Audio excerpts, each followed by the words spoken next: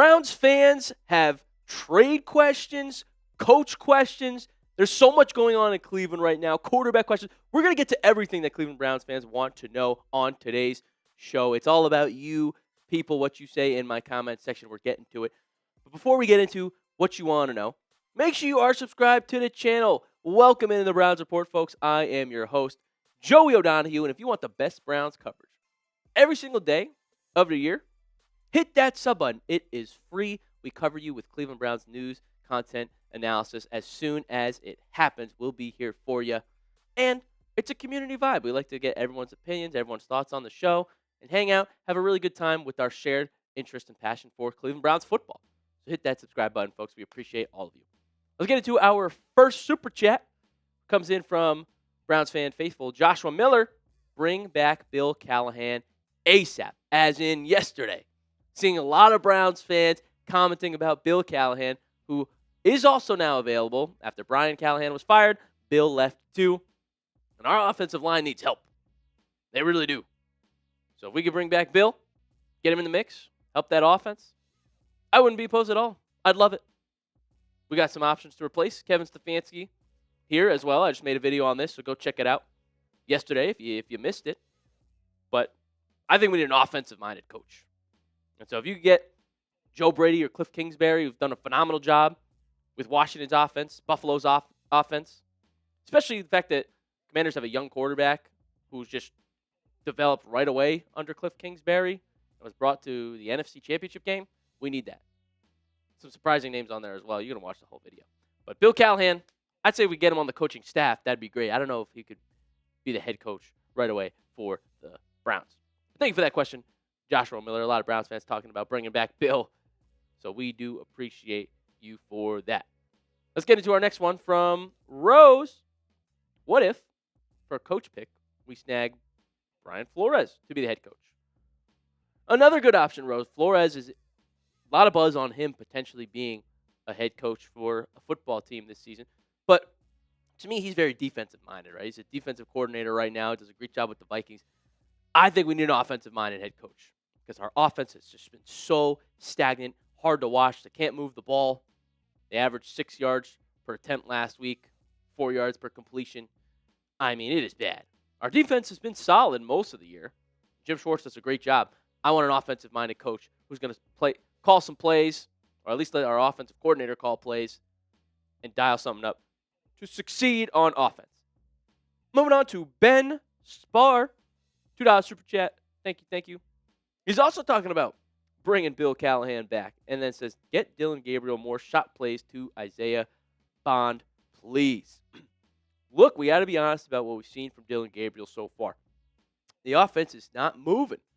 It was not good with Flacco, but it's very conservative under Gabriel. I mean, there's just been short pass after short pass, and you look at throws 10 or more yards downfield. Gabriel's was just 4-15 against the Steelers. Against the Vikings, he was 3 of 10 in that stat of passes of at least 10 air yards. 10, a simple first down. And we're inefficient in that category, are we? So, unfortunately, we're going to need more shot plays from Gabriel.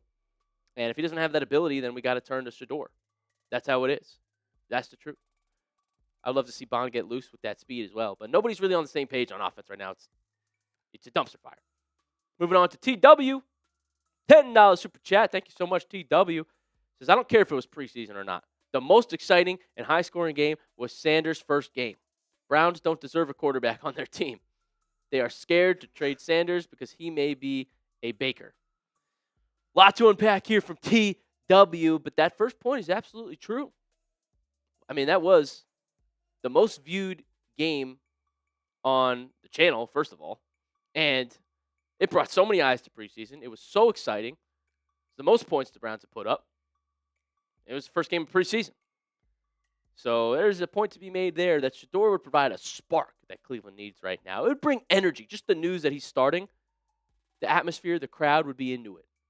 So, and I made that point a long time ago that I want to see Shedeur play for us, not get rid of him. You're right. They're not trading him. I bet a couple quarterback needy teams have been interested, and they're keeping him. It's like they're holding him hostage here until he finally gets to play because we don't want him to walk away and end up being a really good quarterback. Joshua Miller is back with $2. Says, build a trade around Jerome Ford and Hollywood Brown. I think going after one of the Chiefs receivers could absolutely be a move for Cleveland now that they've got Rashee Rice back. And boy, do we desperately need receiver help. I mean, the ranks for the wide receivers this year have been awful. There was a stat I did on an earlier video that ESPN went ahead and ranked 89 wide receivers and tight ends in terms of just receiver ability, yards after catch, getting open, things like that. Jerry Jeudy was ranked 87 out of 89. I mean, it's bad, folks. He's our number one, and he's just not having the same season as he did last year. So we desperately need help in that room. Chiefs have a couple extra wide receivers to spare. They desperately need a running back. Jerome Ford on the trade block. We'll cover you when that trade happens, if it does. Make the call, Barry. Get somebody.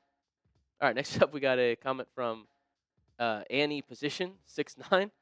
Do you think the Browns should go after Chris Olave? Speaking of wide receivers that Cleveland needs to get, absolutely, I would love this move if they went out and got Saints wide receiver Chris Olave. I mean, he is a talented football player. As a talent, you could evaluate him as needing to trade a second-round pick for. But because of the injury history, and because he's likely going to be traded, I think teams could get him for a third. I even saw some saying a fourth, which is very low for Olave. But we need a wide receiver one. We need a star.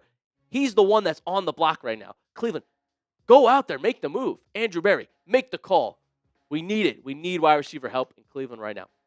What do you think, Browns fans? Are you with me? Should the Browns go after Chris Olave? Should we do it? Type Y or yes in the comment section if you think Cleveland should go trade for Chris Olave. If you don't think so, if you think we're good, well, then you haven't been watching the Browns offense. But you can type N for no if you don't want to get Olave. Maybe it's something about him that you don't like. Sure, that's fair. Let me know in the comment section right now. Before we get into more questions and more rumors from you guys, I got to tell you about this awesome deal that we're giving you here at Chat Sports. This Browns polo, fresh, clean, classy, dressy, Tommy Hilfiger, a notable brand. The Browns polo is over 50% off right now at chatsports.com/CLE polo. It was $70 originally because it's a nice polo. It's now $29. You can get that on sale. Chatsports.com/CLE polo. It's a nice, easy link for you to remember. I'll put it in the description. I will put it in the comments section as well so you can get to it. But like I said, it's only $29 now when it was $70 originally. Chatsports.com/CLE polo. Go grab yourself this Tommy Hilfiger Browns polo. Moving on to our next Super Chat question of the day. $5 from TW. Mike McCarthy for head coach. He is of 5 coaches to lead a franchise, 8 straight playoff. McCarthy, second to Lambeau in all-time wins leading the Packers. McCarthy's definitely had some success in his coaching career. I mean, there were moments, though, at the end of his Cowboys career where the fans were screaming that he should be fired, too. But he's established. He's a free agent head coach right now. This is definitely an option Cleveland could look to pursue as someone who's had head coaching success, a head coaching history, and is available right now as a free agent for the Cleveland Browns. So there are so many names for Cleveland to consider. And with Stefanski being called for to be on his way out, this could be real. Stefanski said he doesn't listen to the noise, but there's a lot. There is a lot. Moving on to our next comment. We've got LQV1P. Realistically, do you think Browns can beat the Miami Dolphins? I think we can if we can find the end zone more. I absolutely think we can beat the Dolphins on Sunday. I mean, we're favored to win. -3. And your point, yeah, you know what? I guarantee you, if we score more points than the Dolphins, we will beat them. That is a guarantee from Joey O on the Browns Report. But no, realistically, of course we can. Their team is awful. Their run defense is 32nd. It's worse than the league. They're 30th in total defense. The game plan should be feed Quinshon Judkins and just let him cook. Because the first few weeks he started was averaging 5 yards a carry. And against that Dolphins defense that has literally given up the most rushing yards of any team in the National Football League, if you do not feed Quinshon Judkins, fire Stefanski on the spot. He didn't get involved enough last week because of Stefanski. This week, there's no excuse for it. Miami's awful. They've been gashed by running backs, and Judkins is going to have a field day It's so good. It's written there for him. So, yes, we could beat Miami. We should. We're favored. We're at home. There's no excuse to lose this football game. If you do, drastic changes need to be made. And that could be firing the coach or benching the quarterback, whatever it is. Whirling Fan says, what is your guys' opinion on Gabriel grabbing and slightly kneeing Queen after the whistle? This is a good question we haven't talked about on the show at all yet today, folks. I don't know if you guys saw this clip, but it was kind of weird, kind of hostile, the way Gabriel just picked up Patrick Queen and kind of started yelling. I think this is one of those moments where it's literally true. It's valid to say, imagine if Shedeur Sanders did that, what the reaction would be on social media. Because, yes, there were videos of it, but like I said, this has not come up at all. We've been doing a whole live show here today.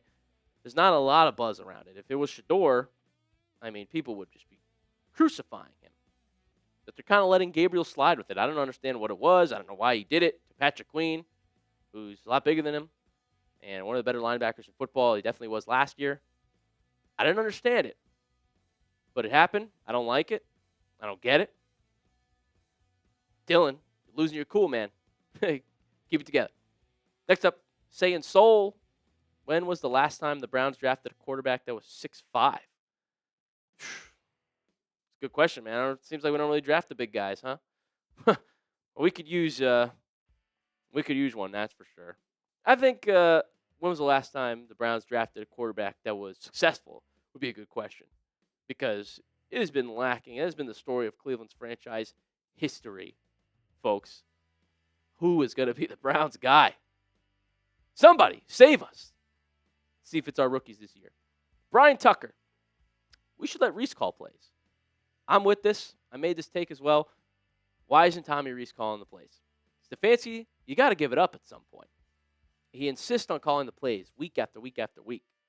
A lot of fans are saying it's an ego thing with Kevin Stefanski. I don't know. But I know there's a lot on his plate. He's got a lot to focus on, a lot to game plan. Adding play calling to his duties is making things harder, and they're not creative. It's like he's phoning it in every week.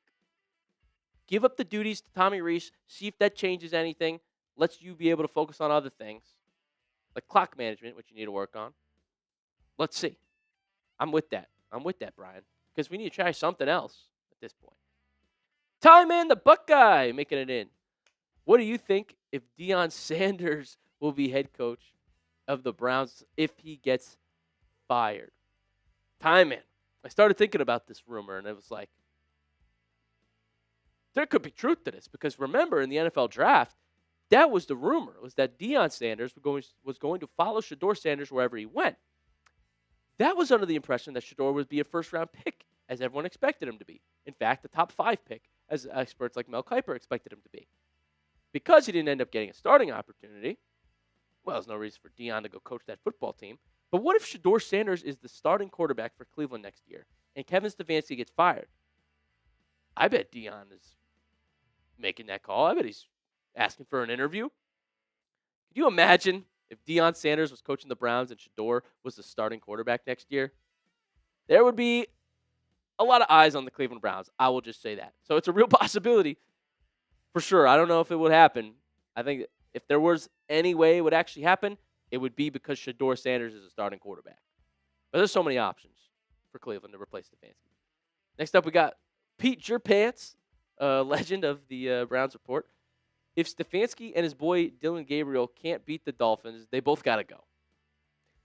Interesting take here from Pete. I mean, there really is no excuse to losing to the Miami Dolphins this week. This is one of the few games that Cleveland is favored in this week. And so, I mean, if you don't win and your offense doesn't put up 20 for the 12th straight week, it's over. Fire Stefanski. I'm done. It's over. As for Dillon's part of it, well, Gabriel's been very conservative and has not completed many passes downfield at all. I mean, we're talking 10-plus yards. He's not good. So, Browns fans, would you do both? Would you just completely revamp, say, you know what? Fire Stefanski and start Shedeur if we lose to the Dolphins? Comment below what you think of this concept, Browns fans, that our fan had just asked us about. Let me know if if you would do it. I mean, that would certainly be new life, a complete fresh start. New coach, new quarterback, the two biggest things of a team. If you lose to the Dolphins, would you do it, Browns fans? Would you do it? I don't think they will, but it's a possibility. AFX. Could Quinshon Judkins be suspended? Could it happen next year like Rashee Rice? This is a great question that I think Browns fans are wondering, or were wondering this offseason. And I did a lot of research about Quinshon Judkins' legal situation leading up to the year. The NFL has not announced a verdict, has not concluded their investigation of Quinshon Judkins. This is eerily similar to the Rashee Rice case, where Rice was able to just play out the entire year in 2024 and then served his suspension at the start of this year, which just ended after 6 weeks. Should the NFL find that Judkins violated the NFL's personal conduct policy, they could absolutely give Judkins a suspension still. Now, I don't think he should get one. I don't think he deserves it. All his cases were dropped in court for a variety of reasons, as listed by the state attorney office. But if the NFL does find that he violated the personal conduct policy, well, absolutely, he could play the rest of this year and then be suspended to start next year, 4 games or whatever they ended up ruling. Hopefully that will not be the case. We're free to see Judkins play for the first few games and hopefully the rest of this season, but it absolutely could be a lot like Rashee Rice's case. We will update you if the NFL gives us a verdict on Judkins. I would hope and imagine it would be no games, but there's still a very real possibility. It's 2 to 4 or something of that nature.